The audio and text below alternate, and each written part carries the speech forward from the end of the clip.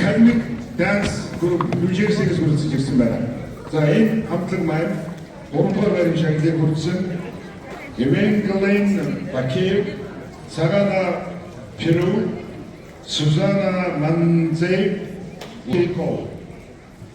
За энэ өдөрцөн багш Sagana тавхны өмнө Домрби гэдэг New Jersey-с хамгийн бүжигчтэй танцны хамгаалалт хийсэн байна.